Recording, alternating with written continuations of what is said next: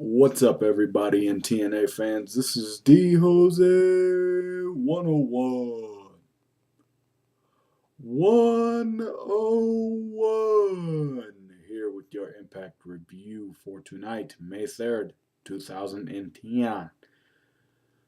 Overall, tonight's show was pretty decent, but let's get into it. Hogan and Bischoff are in a limo talking about somebody defecting to TNA and how their plane is ready to land, and they talk about Ric Flair and they talk about Sting, and they say how like Sting has changed it a lot. And apparently, guys, guess what? The Monday Night War is over. WWE has won for now because TNA is going back to Thursday nights, which is going to make my job a lot easier because now I can review Raw and Impact and get double the fan base at the same time. Flair's music hits and Black Flair. Woo! You know who I'm talking about. Come on. Jay Lethal. Black Machismo. Oh, yeah. The Mega Powers brother. You know, he comes out and he does an okay Flair impression, which I kind of laughed at. And the crowd chanted, "We want Rick." I thought that was really interesting. And then Flair came out and Black Machismo put dude over like it was no tomorrow. And Black Machismo gave Flair back his ring. And then Flair's entourage, Desmond Wolfe, Beer Money, AJ Styles, all those guys, they just jumped him. And then Van Dam and Team 3D and Hogan and Abyss came out and cleaned house. Or no, Hogan had to go back and go help them out. So yeah, they basically cleaned house, and then they kept fighting for like 28 minutes. That's how long this whole thing was, from the start of Impact until 28 minutes later. That was that. And okay, then we see Sting in the rafters. And then the beautiful people are backstage. I still want the three-way kiss to happen, but I know it's not going to happen due to Spike TV's regulations. But come on, Spike. Please let it happen at least one time. They're talking about a six-woman tag team match and all their titles on the line. But Lacey makes a joke saying that she's supposed to wear the belt all the time and sleep with it on. Oh my God. And then we got Brian Kendrick and Doug Williams versus Ink and Ink, you know, Jesse Neal and Shannon Moore. This match was all right. It was a decent match. I'm impressed with Shannon Moore's ring work. They did the finish of this match came when Jesse Neal did like a somersault neckbreaker with Shannon Moore, and they called that the Moregasm, which I think is probably the most hilarious and erotic name that you can have in a wrestling company. But that's TNA and Vince Russo for you. And then Samoa Joe came out and just went apeshit. He slapped the piss out of Kendrick and then did a muscle buster on him, and that was the end of the night tonight for Joe. And then we go to Ric Flair basically, like, you know, trying to motivate his troops, and Desmond Wolfe gets a title shot tonight against Rob Van Dam.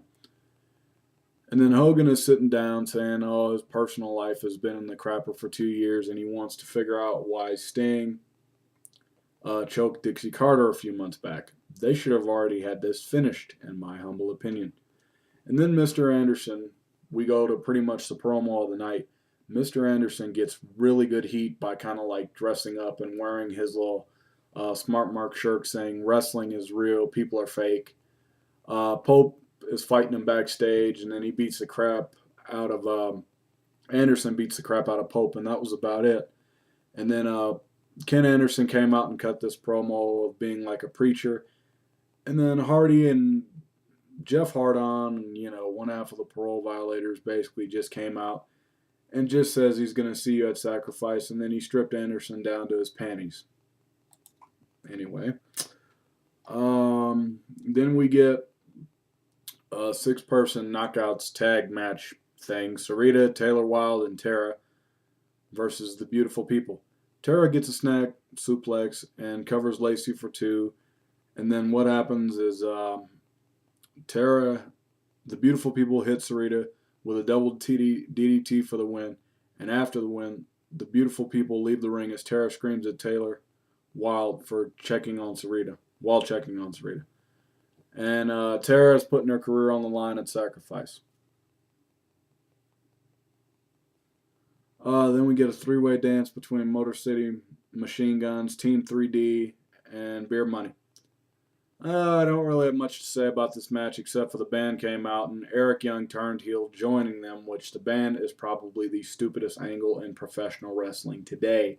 It is not 1996 anymore. Then Orlando Jordan got his new show, the Ozone talk show thing. It was probably the weirdest and gayest moment. He was talking to a cardboard cutout of Rob Terry, and then OJ just beats the crap out of Rob Terry and then smashed him with a stone little vase thing. And then AJ Styles versus Abyss in a Monsters Ball match. AJ won when Chelsea was accompanied by Ric Flair. And Bill Clinton basically told Chelsea to take her coat off, and then AJ got the flying forearm, and Abyss landed on a pile of thumbtacks. AJ makes the cover and gets the win. And then we go to RVD versus Desmond Wolfe. RVD hits a 5-star splash in a pretty good match, and AJ Styles basically comes out and beats the crap out of RVD, saying that, I'm going to re-invoke my clause at Sacrifice. Didn't see that one coming, did we? And then backstage, Jeff Jarrett got laid out by, you guessed it, Sting. And then Sting and Hogan had the craziest and kind of like what the fuck promo of the night. Sting said WWF.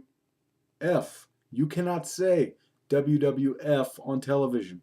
That is the World Wildlife Fund. What the fuck are you thinking? Oh my god. And it was weak.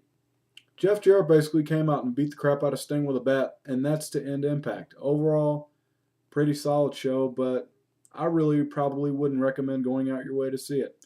Anyway, guys, D Jose 101. I will catch up with you all later. Peace.